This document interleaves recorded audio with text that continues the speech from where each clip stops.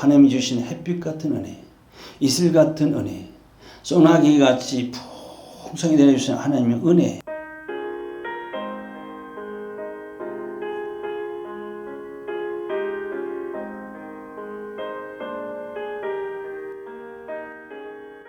하나님 말씀은 구약성경 호세아서를 보겠습니다. 호세아서 14장 5절에서 8절까지 말씀입니다. 구약성경 1268페이지 호세아서 14장 5절에서 8절까지 말씀을 제가 봉독해 드립니다. 내가 이스라엘에게 이슬과 같으니 저가 백합과 같이 피겠고 레바논 백향목같이 뿌리가 박힐 것이라. 그 가지는 퍼지며 그 아름다움은 감람나무와 같고 그 향기는 레바논 백향목 같으리니 그 그늘 아래 거하는 자가 돌아올지라. 저희는 곡식같이 소송할 것이며 포도나무같이 꽃이 필 것이며 그 향기는 레바논의 포도주같이 되리라.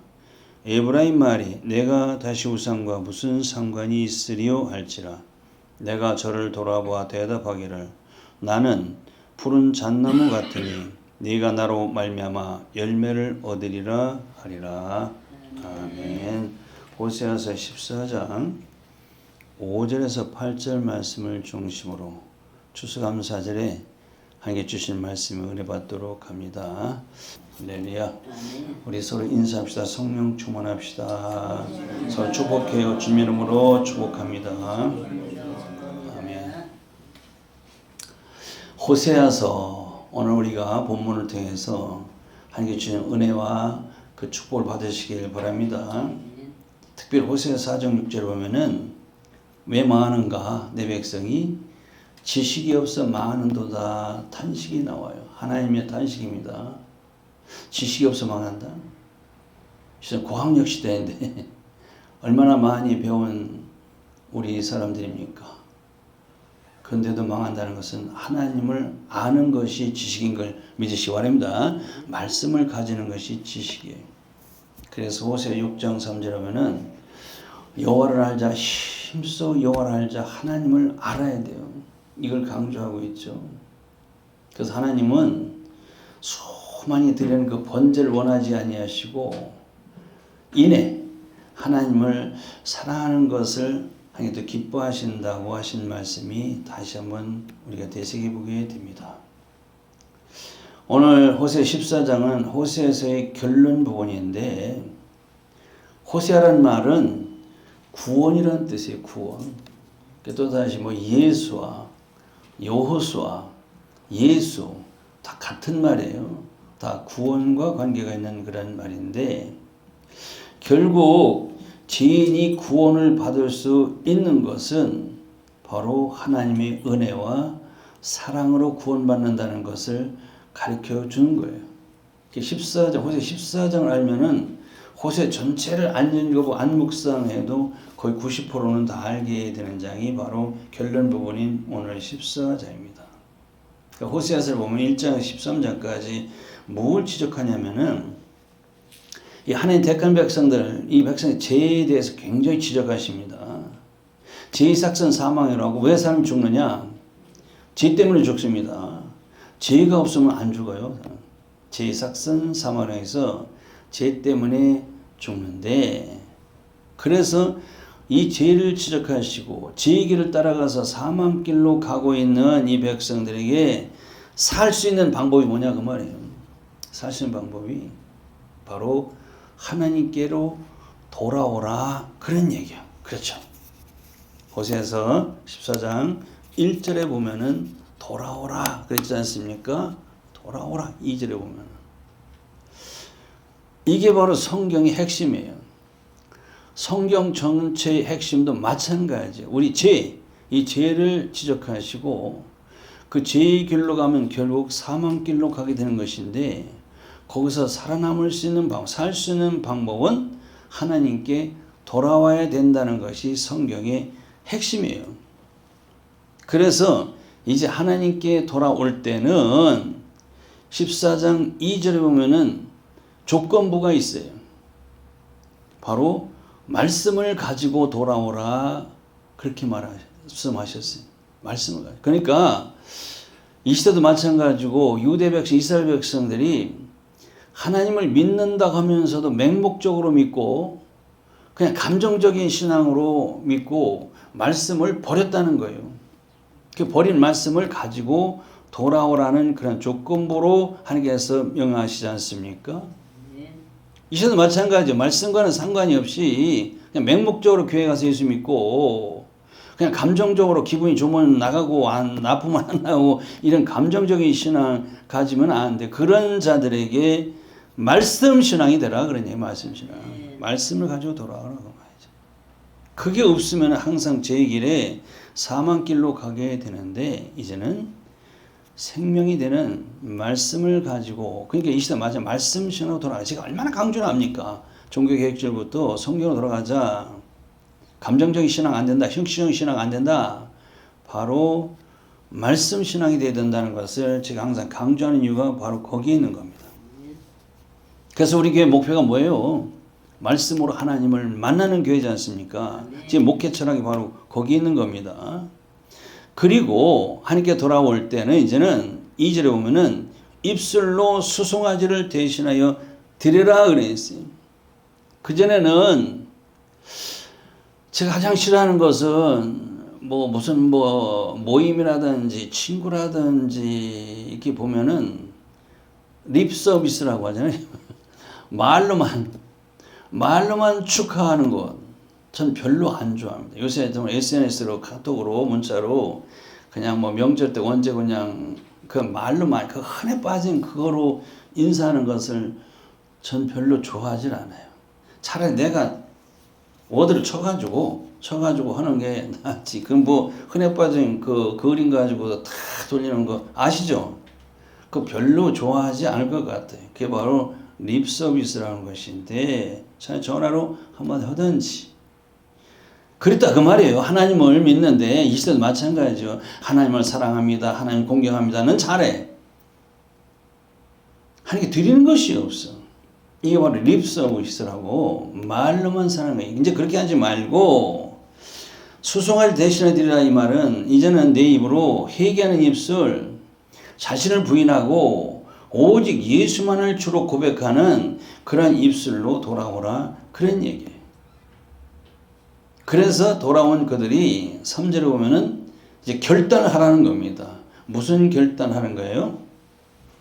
다시는 하나님 대신에 우상을 섬기지 않고 오직 하나님만 나의 주님으로 섬기며 살겠다고 결단을 하라는 겁니다. 이도 마찬가지죠. 하나님께 돌아온 백성들, 우리 성도들인데 이런 말씀을 꼭 마음에 새기셔야 돼요. 그렇지 않습니까? 형식적인 믿음에서 말씀 신앙으로 말씀을 가져야 돼요. 말씀. 하나님에 갔을 때 결산을 본다고 하지 않습니까? 회개할세 그게 바로 결산하는 것인데 뭘 가지고 결산하냐면 말씀 결산이라고 있어요. 말씀 결산. 네가 어떤 말씀을 들었고 그 말씀을 내가 깨달아서 얼마나 말씀대로 살아가느냐 이거 결산하는 거예요. 괜히 쓸데없이 교회 가가지고 축복이나 이런 설교나 들어가지고 맨날 거기에 도취돼가지고 그렇게 형식적으로 살면 안 된다는 겁니다. 그게 바로 감정적인 신앙인데 그렇게 만드는 자들이 누구겠습니까? 그런 자는 책임이 아주 막중히 크다는 것을 또 우리가 또 깨닫게 되는 것이죠. 그래서 이제는 오직 하나님, 오직 예수 신앙으로 이제 살겠다고 결단하라는 겁니다. 이런 백성들의 성도들에게 하나님이 어떤 하나님이 되시느냐 그걸 이제 우리가 5절부터 배우게 되는 거예요. 그런 성도들에게 하나님은 이슬 같은 하나님이 되어주시겠다는 겁니다. 5절에. 그렇죠? 5절에 보면은 하나님이 이슬같이 되시겠다는 겁니다. 그렇죠? 이슬이 뭡니까? 이슬은 하나님의 은혜의 상징입니다. 아침에 새벽에 걸을 때 이슬을 항상 보잖아요. 그걸 보면서 이슬이 내렸네 이렇게 생각하는 사람과 하나님의 은혜 또 내게 가르쳐 주시네 이렇게 생각이 달라져야 돼요. 예수 안 믿는 사람은 그냥 이슬은 이슬이고 예수 믿는 우리 성도는 이슬을 보면 하나님의 은혜를 알아두셔야 돼요. 이슬은 어떻게 내려요? 소리 없이 내려요. 그렇죠? 이슬은 매일 아침마다 내려요. 이슬은 시들은 산천초목에 생기를 줘요. 기가 막히게. 그렇죠? 생기를 주고, 이슬은 사람이 원한다고, 원하지 않는다고, 사람의 의지와는 상관없이 내리는 게 바로 이슬이에요. 보잘것없는 하나님께 내리신 그 이슬을 통해서 하나님은 그 이슬이 그 굉장한 위력이 있다. 그것을 가르쳐 주는 겁니다. 그게 뭐냐면, 그까지 이슬이 뭐 별 볼 일 없는데, 이렇게 생각하는데, 하나님께서 우리에게 내려주신 그 은혜가 똑같아요. 보이지 않게 내립니다. 매일 순간순간마다 하나님께 은혜를 내려주셔요. 시들은 영혼에게 하나님 은혜가 내리면 다시 또 생기가 돋아나서 살아나게 돼요. 그리고 하나님 은혜는 사람이 의지와는 상관없이 내리는 그 은혜인데, 그 은혜가 얼마나 그 위대한지를 깨닫게 해주는 것이 바로 이슬이라고. 그러니까 내가 너에게 이슬같이 되리니 하시는 말씀이 바로 그거예요. 그래서 하나님이 은혜를 받으면은 6절 8절의 결론 부분이 뭐냐면은 열매를 얻으리라 그래요. 열매를 얻게 된다는 것이 결론 부분. 자, 이슬의 역할을 한번 5절 7절 다시 한번 우리 묵상해 봅시다. 5절 보니까 들의 피는 백합화에게 향기를 날리겠다. 들의 피는 백합화가 향기를 날리는 것도 우연이 아니라 하나님이 그 백합화에게 이슬을 내려주심으로 말미암아 백합화가 향기를 날리게 된다는 것을 가르쳐주고 있지. 이거 모르죠, 그렇죠? 사람들 그냥 백합화, 향기 좋네. 근데 그 향기를 날리게 하는 것도 하나님께서 이슬을 내려주시기 때문에 그 향기가 날리게 된다는 것이고, 백향목에도 뿌리가 내리게 하신다고 그랬어요. 백향목, 백향을 곱게 자라가지고 사시사철 푸르고 벌레도 안 먹고 아주 귀한 나무입니다. 그렇게 멋지게 귀한 제목이 되게 해주는 것도 별 볼 일 없이 생각하는 이슬 덕분이라는 것을 또 가르쳐 주시죠. 6절에도 계속 이슬은 그 가지가 퍼지며 감람나무를 아름답게 해주신다고 그랬어요. 이번에 6절에 보니까. 감람나무 가지가 막 풍성하게 막 퍼지고 늘 푸르러서 그 푸르르면 성경에 푸르르면 생명력이 넘친다는 것을 상징하는 겁니다. 그렇게 아름다운 감람나무가 돼서 많은 열매를 맺어서 사람들에게 기쁨을 주게 만드는 것도 보잘것없는 이슬 때문에 그렇게 된다는 것을 가르쳐 주고 있는 것이죠. 그렇게 하나님의 이슬 같은 은혜가 5절에 백합화, 백향목, 6절에 감람나무, 백향목, 7절에 곡식, 포도나무, 포도주에게 막된 영향을 끼쳐서 그렇게 변화를 시키는데, 본문에 나오는 백합화, 백향목, 그렇죠? 감람나무, 뭐 곡식, 포도나무, 포도주가 뭘 상징할까? 그거에 뭐 센스에 보면은 그게 나무는 나무고 포도는 포도고 포도는 포도주고 꽃은 꽃이지. 이렇게 말하면 그 사람과 대화가 안 돼요. 그래서 우리는 예수 믿는 성도는 안 믿는 사람들과 대화가 잘 안 돼. 왜? 그들이 보는 눈과 생각이 우리하고는 달라. 우리는 차원이 다르다 그 말이에요. 이게 구별된 성도 하늘의 백성이지. 세상 사람들 똑같이 생각, 똑같이 보고 똑같이 말한다면 무슨 하나님의 백성 구별이 되겠습니까? 틀려요, 그렇죠? 그걸 자꾸 가르쳐 주는 거예요, 목사님. 거기서 나오는 백합화, 백향목, 감람나무, 뭐 곡식, 포도나무, 포도주는 바로 뭘 상징하냐면은 하나님의 백성들을 상징하는 겁니다.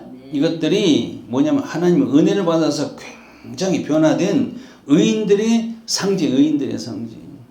그러니까 우리는 보는 눈이 바로 달라. 하늘 차원 오지 않습니까? 제가 항상 그래요. 눈에 보이는 이 피조물들을 하나님께 보여주시면서 뭘 보시냐? 바로 우리라는 그 존재를 다 보여주는 거예요. 심지어 하루살이를 봐도 똑같잖아요. 하루살이 하루밖에 못 살아. 단명이야. 인생들이 하루살이와 같다고 하지 않습니까? 하나님 보실 때 인생들이 그 100세 산다고 해도 하나의 작은 경점만도 못한 시간이라고 말이에요. 보는 눈이 다르지 않습니까? 그래서 굉장히 변화받은 의인들을 우리들을 상징하는데 특별히 감람나무가 참 중요합니다. 시편 52편 8절에 보면은 오직 나는 하나님의 집에 있는 감람나무 같으며 그랬어요. 푸른 감람나무 같으며 그랬어요. 누가 한 얘기죠? 다윗이 한 얘기예요. 다윗같이 하나님 마음에 합당한 그런 의인들은 바로 푸른 감람나무와 같다는 것을 우리에게 가르쳐주고 있는 것이죠. 이 감람나무는 또 다른 말로 올리브나무라고, 우리는 올리브나무가 익숙하죠. 이 올리브나무는 그 성경 무대인 팔레스타인과 지중해에는 가면은 저도 가봤지만 올리브나무가 굉장히 많아요. 각 나라마다. 지중해 변에 있는 나라는. 이 올리브라는 나라가 굉장히 그 나라를 부욕해 만들어요. 올리브와 그 올리브 기름을 온 세계에 수출해. 그죠? 우리나라 굉장히 수입하지 않습니까? 어마어마하게 수입하는데 이것이 그들을 굉장히 부욕해 만드는 아주 귀한 나무예요. 부자가 되게 하는. 그래서 굉장히 귀하게 여기는 나무입니다. 굉장히 많이 열려요. 심지어 이 그리스라는 나라는 이 올리브 나무를 국가의 나무라고 지정할 정도로 그렇게 귀하게 여기는 나무가 바로 올리브 나무, 바로 감람나무라고 하는 겁니다. 그 6절의 아름다움이 감람나무와 같게 하시겠다는데 나무 중에 제일 아름다운 나무 감람나무가 아니에요. 사실 감람나무 보면 그렇게 아름답진 않아요. 가보시면 알지만은 감람나무보다 훨씬 더 아름다운 나무가 세상에 얼마든지 많이 있어요. 우리나라의 소나무가 얼마나 아름다운데, 그렇죠? 그래서 이때의 아름다움은 세상 사람들이 표현하는 그런 아름다움이 아니라 우리에게는 영적인 아름다움을 하나님께서 말씀하고 계시는 겁니다. 그 감람나무가 의인들 사람 존재를 의미하는 것이기 때문에 이 하나님 택한 백성들이 주님과 영적인 교통이 잘 이루어지고 그 영혼이 아주 풍성해지고 기름져서 감람나무와 같이 모든 새 그늘이 되어지고 열매가 풍성히 맺어서 많은 사람들에게 유익을 줘서 사람들 기쁘게 하듯이 그런 성도를 하나님께서 그렇게 아름답게 보신다는 말씀을 우리에게 가르쳐주고 있는 것이죠. 그리고 이슬 같은 은혜로 향기가 백향목 같으리니 그랬어요. 5절에 이어서 6절에 백향목이 또 나오지 않습니까? 백향목 나무도 굉장히 귀한 나무인데 바로 이 백향목 나무가 성경에 보면 성전의 재료가 돼요. 그죠? 성전을 짓는 나무가 되기 때문에 아주 귀한 나무입니다. 그래서 백향목은 향기가 나요. 그 향나무처럼 귀한 향나무가 나는데 이 백향목으로 성전을 지으면은 있어도 그런 건물이 있어요. 편백나무 안에 싹 다 해가지고 들어가면 편백나무 향기가 있어서 너무 좋은데 건강에 좋다고 하는데 이 백향목 나무로 성전을 지으면 그 안에 향기가 가득하다는 거예요. 성전의 향기, 성전은 천국의 모형이라고 그랬어요. 우리가 흔히 말하는 천국 가면 막 기와효초가 있어가지고 막 여러 가지 꽃이 있어가지고 막 향기가 바라는 그런 천국 이렇게만 생각하시는데 그건 꽃이 많아서 향기가 아니라 바로 감람나무 같이 변화받아서 하나님을 잘 의인들의 성도들의 향기가 그리스도의 향기라고 성도들이 있는 곳에 그 향기가 나는 거예요. 성전 안에. 교회 안에 무슨 예쁜 꽃을 놔가지고 향기, 그 향기는 별로고, 그건 어느 곳에 있는 향기고, 변화받은 그리스도의 향기를 바라는 성도들의 향기를 얘기하는 거예요. 백향목 향기가.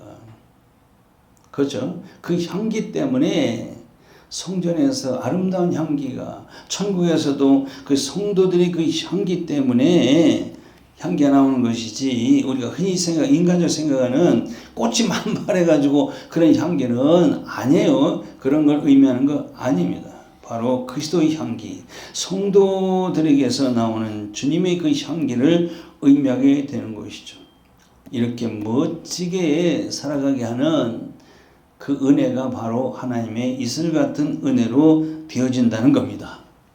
7절에 보면은 그 그늘 아래 거하는 자가 돌아올지라 그랬어요. 그늘 아래 거하는 자. 그 잘 이해가 안 될 거예요. 우리나라는 그늘이 너무 많아.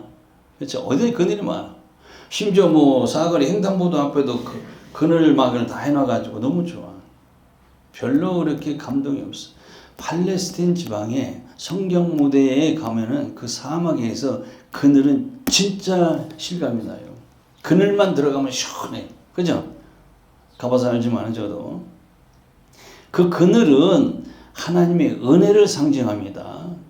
그래서 감람나무 그늘 아래 거하는 자 돌아온다. 이 말은 바로 예수께로 돌아와서 하나님의 은혜 아래 거하는 자들은 이런 얘기예요.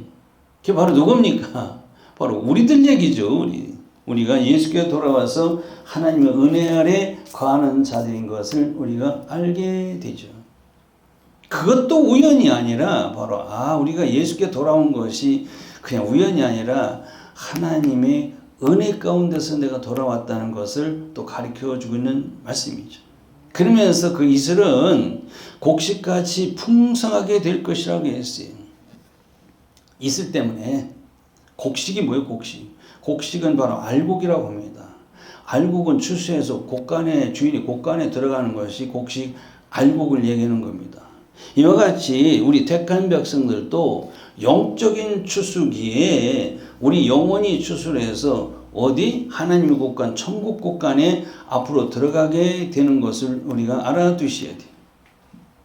그렇게 되는 것도 그냥 우연히 되는 것이 아니라 내 영혼이 햇빛 같은 하나님의 은혜, 이슬 같은 하나님의 은혜, 그 은혜를 주셔서 그리고 이른 비 늦은 비 같은 그런 은혜를 주셔서 내 영혼이 그렇게 잘 다듬어지고 연결해서 하나님께 드려져서 천국이나 하나님 곳간에 드려지는 것을 생각하면서 감사드리는 게 추수감사절의 의미가 있다는 겁니다. 이걸 알아두셔야 돼요. 근데 이제 우리도 다 겪어봤지만 추수감사절 때 강단 앞에 그죠? 많은 오각과 백과를 막 진열하지 않습니까? 여러 가지 과일들을. 그래서 그걸 하나님께 드리는 것으로 이렇게 상징하고 있는 것인데 하나님은 그런 건 별로 안 기뻐하시고 내 영혼이 잘 연결해가지고 다듬어져가지고 하나님께서 보실 때 내 자신 하나님께 드리는 것이 진정한 예배지. 하나님은 그 눈에 보이는 오곡백과 잘 진열해가지고 드린다면 그는 껍데기만 드리는 감사예배가 될 수밖에 없다는 것이죠. 곡식이라는 것은 밭이 잘 기경이 돼가지고 옥토가 돼야 곡식이 아주 풍성하게 수확을 거두게 되는 것이. 그렇다고 한 번 밭을 간다고 영원히 끝나는 게 아니에요. 자주 갈아엎어야 돼. 왜? 밭에는 가시황덩이 같은 잡초가 수시로 돋아나요. 그때마다 갈아엎어서 이걸 뽑아내야 돼요. 기경이. 역시 너희는 하나님 밭이요. 우리가 하나님 밭이라고 했지 않습니까? 우리 심령 땅을 의미하는 것인데 우리 심령도 자주자주 갈아엎어야 돼요. 왜 그러냐면은 가시와 엉겅퀴 같은 하나님과 원수가 되게 하는 육신의 생각이 수시로 이 가슴에서 마음에서 자꾸 돋아나. 그때마다 이것을 뽑아내는 거예요. 그걸 죽여야 돼요. 그러니까 사도 바울은 고린도전서 15장 31절에 보면은 나는 날마다 죽는다 그랬어요. 이해가 되십니까? 목숨 하나뿐인데 어떻게 날마다 죽냐? 읽어보면 말이에요. 그런 걸 알아두셔야 돼. 목숨이 하나인데 어떻게 날마다 죽어? 한 번 죽으면 끝나는데. 고린도전서 9장 27절에 내가 내 몸을 쳐 복종케 하는 것이 바로 날마다 죽는 거예요. 그렇죠? 하나님과 원수가 되게 하는 육신에서 육의 생각이 하루에도 얼마나 많이 돋아나는지 몰라. 우리 심령 속에. 그때마다 이것을 자제시키고 절제시키는 거. 이걸 죽이는 거예요. 이게. 그것을 우리에게 가르쳐 주시는 거예요. 그래서 기독교의 진리는 죽어야 산다는 거예요. 죽어야 삽니다. 자꾸 나를 죽여야 돼. 오늘 교회 왜 가? 누가 물어보면 나 예배 들어가지. 아니 그건 못 하는 말이고 진짜 하나님의 진리를 아는 분은 나 오늘 죽으러 간다. 그래. 그 안 믿는 사람들이 무슨 소리 하는 거야.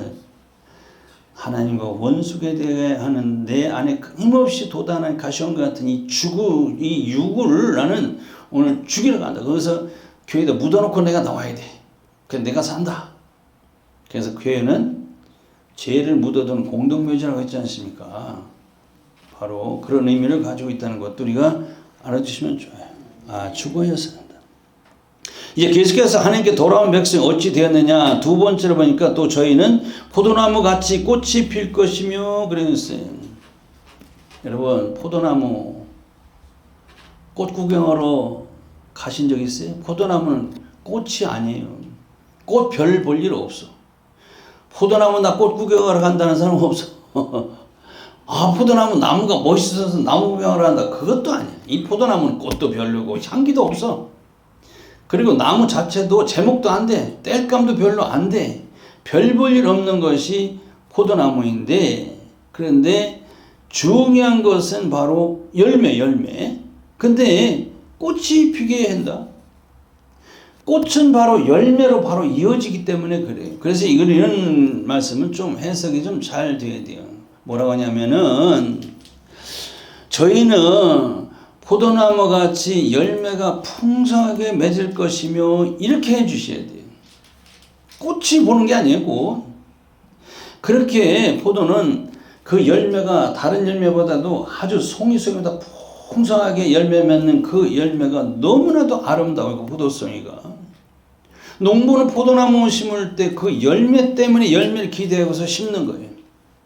포도나무는 우리 하나님 택한 백성들, 이스라엘 백성들 우리를 상징한다고 그랬는데, 하나님도 이 포도원이라는 이 교회에 저와 여러분들을 하나의 포도나무로 여기시고 심어주시고 기대하신 것이 열매를 기대하시고 그렇게 풍성 아름다운 열매를 맺게 해주시겠다는 말씀이 오늘 본문 말씀이죠. 그리고 돌아온 백성이 어떻게 되느냐. 세 번째로 그 향기는 레바논의 포도주같이 되리라 그랬어요. 레바논은 두 가지가, 레바논 나라 있지 않습니까? 레바논 역사적으로 두 가지가 유명한데, 백향목이라는 나무와 포도가 그렇게 유명하다고 합니다. 포도도 굉장히 씨알이 굵고 굉장히 맛이 있고 향기가 그렇게 좋은 포도가 레바논 포도라고 한다고 합니다. 근데 이스라엘 백성이 레바논을 포도주같이 되리라 이 말은, 포도주가 맛도 좋지만은 되게 그 백포도주, 그 유명한 포도주 마실 때 포도잔에서 뭘 맡아요? 향기를 맡잖아요. 맛보다. 그죠?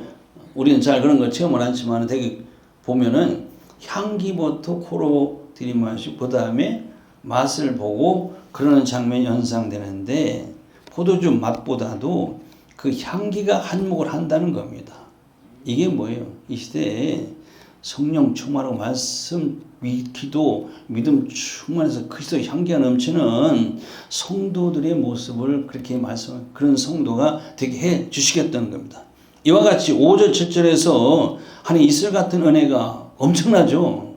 굉장한 축복인 것을 가르쳐주고 있죠. 그래서 예수님께 돌아오면은 하나님 은혜 안에서 그렇게 된다는 말씀으로 그렇게 변화된 백성들이 8절에서 이제 마지막 절에서 뭐라고 했냐면은, 에브라임이 말하기로 했어요. 에브라임은 북이스라엘의 선두지파예요. 성경 에브라임 보면은 북이스라엘, 이스라엘 백성들 이렇게 알아두시면 됩니다. 그러니까 하나님께 돌아온 이스라엘 백성들이 그런 은혜를 받아서 그 다음에 뭐라고 하냐면은, 내가 다시 우상과 무슨 상관이 있으리요? 이렇게 고백이 나온다 그 말이죠. 전에는 에브라임이 베들바단에 금송아지를 만들어가지고 하나님 대신에 섬겼던 사람들이 바로 이스라엘 백성들이었는데, 이렇게 하나님의 은혜를 받아가지고 엄청나게 변화를 받아가지고 하나님께 돌아와서는 그 고백이 뭐냐? 나는 다시는 하나님 대신 우상을 섬기지 않겠노라. 이렇게 결단한다 그 말이죠. 이게 누구 얘기입니까? 우리 얘기죠. 우리 얘기. 우리가 그래요. 우리가.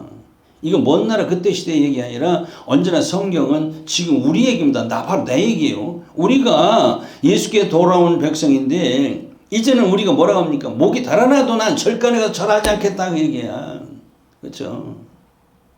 나는 제사상에, 돼지머리 고사상에 나는 다시는 그런 것에 절하지 않고 그런 것을 섬기지 않겠다. 이렇게 결단한 사람들이 바로, 고백하는 사람들이 바로 우리지 않습니까? 믿으시기 바랍니다.